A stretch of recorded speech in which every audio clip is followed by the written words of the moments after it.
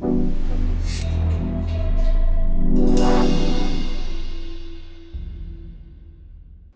it going, guys? So in today's tutorial, I'm going to show you how to take your logo and give it this really cool sci-fi looking treatment. We're going to be using cycles, but you can follow along in Eevee if you'd like. But first, let me shout out today's sponsor. Today's video is sponsored by Skillshare.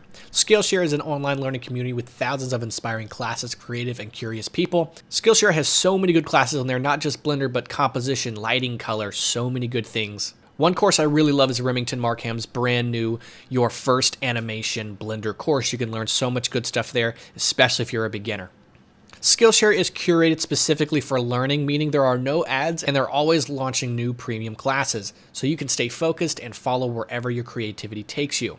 Skillshare is super affordable. It's less than $10 a month with an annual subscription. No matter what 2021 brings you, you can spend it creating something meaningful with Skillshare's online class because time is what you make it. Skillshare offers membership with meaning. With so much to explore, real projects to create, and the support of fellow creatives, Skillshare empowers you to accomplish real growth. Skillshare believes a strong community is essential to personal growth. Tap into the support of fellow creatives who help provide encouragement, communication, and inspiration. The first 1,000 of my subscribers to click the link in the description will get a 30% off annual premium membership so you can explore your creativity. Even if you've already had a free trial of Skillshare, you can still take advantage of this offer to get a full year of unlimited learning and creative exploration. Now let's get back into the tutorial. All right, so we are back. So one thing you're going to need is your logo in an SVG format. That means vector. It stands for scalable vector format. So if you're a Adobe Illustrator user or Photoshop user, you can take your logo and export it out as SVG. Photoshop SVGs are weird, so I recommend Illustrator. If you don't have the Adobe suite, you can use any of the open source or free vector programs. All that matters is the SVG format. Doesn't really matter the program that spits it out. So once you have that, you'll want to go ahead and go to File, Import, and then you'll pick SVG right here. So I'm going to go ahead and I'm going to pick my logo, and there he is. So I'm going to scale him up to a pretty reasonable size, something like that. So what I'm going to do is I'm going to hit the tilde key and go to the top. I'm going to hit Tab. I really just want to get the anchor point at the center just to make it easy to navigate. So I'm just putting my anchor point right there by hitting Tab. Now if I rotate it, it's really nice. So what we're going to do here is take this guy and go down here to the object data properties, and in geometry we're going to give it some extrusion. I'm holding down Shift because it's really sensitive, so if you hold down Shift and move it, you'll get a pretty nice size, something like this. And what we're going to do is we're going to hit Shift D and duplicate it. So this first curve here, I'm just going to hit the little eyeball to remove it. So now we have this guy. Here's what we're going to do. Let's right click and we're going to convert to mesh. So if we hit Tab and then hit A, we have a nice flat edge. So what I'm going to do is I'm going to go ahead and click the little faces icon here. And then I'm going to click on this little face here, and I'm going to click Alt to select the whole rim. And then I'm going to hit Control I, hit X, click faces, and now all we have is that rim. And that's really important because that's what we're going to get all those weird tentacles and wires to come out of using this, this shell here. So what I'm going to do now is go back and get this curve here. And then here in the geometry, I'm going to give it a little bit of depth, which is going to give it a nice little bevel because we're going to be adding some layer weight to this, and we need a nice beveled edge. Now let's just go ahead and delete the SVG matte material from these, and let's go ahead and make those tentacles. So what we're going to do is we're going to go to the particle settings, click the plus icon, then we have all these particles. We're going to click hair. So now you have all this hair coming out. So here in the render, let's put your steps at 8, and that's sort of like a subdivision surface in a way. It's going to make sure your strands are really nice and smooth and not super jagged, and that's all we'll need to touch for that. And then on viewport display, we're going to put our strand steps at 8. Now, that might slow down your computer depending on how powerful it is, so maybe you can put it down to 5 or 4. Again, it's like your subdivision surface, so this is like viewport levels, and this is the render levels. Now let's go ahead and start shaping this hair. So I'm gonna hit Shift A, and we're gonna go ahead and we're going to get a turbulence right here. So now we have that. We'll go here to the settings and bring that strength up. And now we're getting some craziness, but we don't really have a whole lot of control. So we're going to hit Shift A, get another force field, and just call Force. And what this is going to do is kind of push it out a little bit while we're shaping it to be kind of wavy. So you get a little bit more of that control with the two. And that's looking about pretty good. I really like that. So we're going to go ahead and move on to modeling these wires and things like that. Now, in Eevee, this is as thick as your wires are going to look. So if you're fine with that, you can leave it there. Now here in Cycles, which let me switch over to Cycles here, you're going to get much thicker looking wires. So if you go here to the, that's what our wires are looking right now. So what we're going to do is go ahead and click on them. We're going to go back to the particles on hair shape. We're going to go and bring that diameter down. So you can see now we're getting a little bit smaller on that diameter. So it helps with sort of balancing that size and making it look appropriate. I'm going to give myself 500 on the little tentacles and the wires and say I'm going to keep my diameter there. You can also make the tip of the wires big too, but I like them coming down to a point, but we won't actually see that. So now we have our cool logo with all these wires coming out of it. Looks really weird, looks really sci-fi. So what I'm going to do now is I'm going to hit Shift A, I'm going to get a camera, and then I'm going to go to just about kind of where I want it to be. Control Alt 0, snap it to view, and I'm going to go ahead and hit G middle click and bring it out a little bit. I do want to sort of really see these wires. So I'm going to go ahead and click Scene World, Scene Lights, making sure that we have the correct lighting here. And then I'm going to go ahead and get the world brightness down to black. So I'm going to click on the wires. So having all these wires selected, we're going to go here to shading. So let's go ahead and shade these guys. So I'm going to click New. I'm going to make this metallic and a little dark. I'm going to get a mix shader here.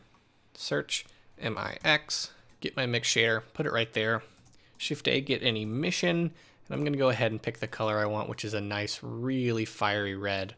And we'll plug that emission into the shader socket there. What we're going to do now is get a color ramp, COL, color ramp. I'm going to go from linear to constant, so we get that really nice edge there. And then we'll go put the color into the factor, and then we'll get a noise texture, NOI, noise texture, put the factor into that.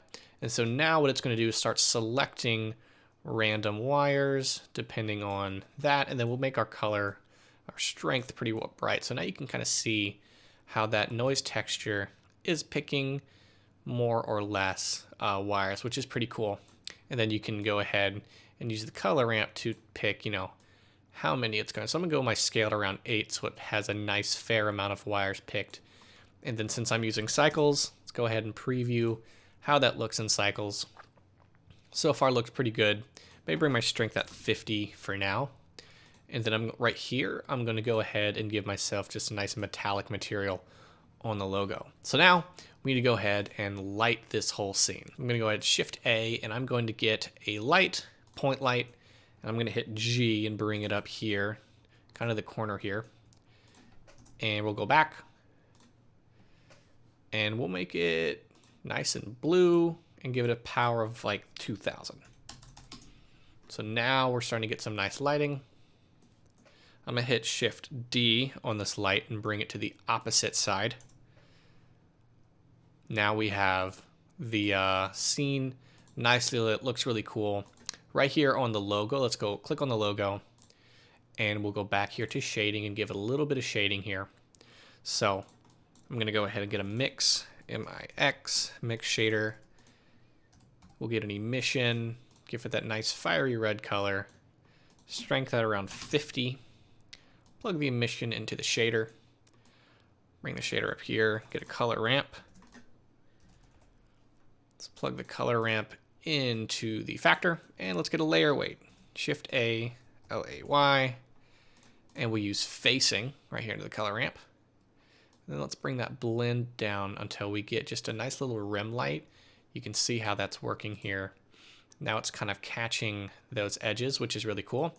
and then we'll get that strength pretty high, something like that. Maybe we'll even try Fresnel. There we go. That looks like a little, maybe could be better. We just want it to just catch that rim. So we'll go back to facing. Let's see. All right, so I have my blend at 0.01, and then I put my color ramp here just barely in so we're not getting bleed onto the actual logo. So now what we're gonna do is do something that's a little more GPU kind of computer intensive, which is adding some volume. So you don't have to do this step. I think the step really makes this design look really cool. So we're gonna go ahead and get a cube and scale it way up. I'm gonna hit Control A, apply scale, and then I'm gonna go click on this little yellow box, go to viewport display, and I'm going to click wire so we can kind of see everything. We'll go back here into shading, having the cube selected, we're gonna click new, delete the principled, we're gonna get Shift A and get a volume, principled volume, and we'll plug that to there, and we'll give our density at 0.01, and we'll click render and see how that looks. And it's completely black, and that's because I forgot to put the volume into the volume tab. Okay, so now we're getting a little bit of volume. Say we'll make our density 0.02. Now we're getting those lights to kind of bleed through, which I'm gonna bring these point lights a little bit closer to our scene. Get this other one here. I'm hitting G and kind of moving them closer. So I'm gonna get this logo and make the metallic material a little bit darker, just like that. And then we're gonna go ahead and we're gonna make the metallic on the chords a little darker too, and a little shinier here, make them a little less rough. And now we have something really cool. And now we can go ahead and just do a preview render so we can do a little bit of compositing. So I'm gonna hit render, render image. So we're gonna go here to compositing. We have our piece nice and rendered, pretty noisy, but we're gonna fix that by going over here, clicking this little card icon and clicking denoising data. So let's go to the compositing, click use nodes. I'm gonna search and get a viewer, VIE, viewer, plug the image into the image. I'm gonna hold down Shift and right click and do that so that we have this one little chord going straight in the composite and the viewer. So I'm gonna go ahead and get a glare node right here, plug the glare right there. Everything is going to light up. We're going to go from streaks to fog glow. It's a little bit too much, so I'm going to bring my mix down until I like just a subtle amount of glowing. That's what we want. If you do too much, it'll start to look cheap. We don't want that. And then we'll go ahead and get a denoise, DE. And the default, it'll already do a little bit of magic. You can see it's really smooth now, but if you want it to be the best amount of denoising, we're going to put the noisy image here, noisy normal, noisy albedo, and we'll go back here and we'll render it one more time. Now here if you click on the icon, I'm going to give myself 250 samples just to get a little bit more denoised, a little bit more noiseless before we actually denoise, just to make it a little bit better. And here is our final result. You have this really cool logo that you can do with whatever you want, with your own personal logo or a popular logo like Nike or something like that. But yeah, thank you guys for watching. Hope you learned some stuff, and I will see you in the next video.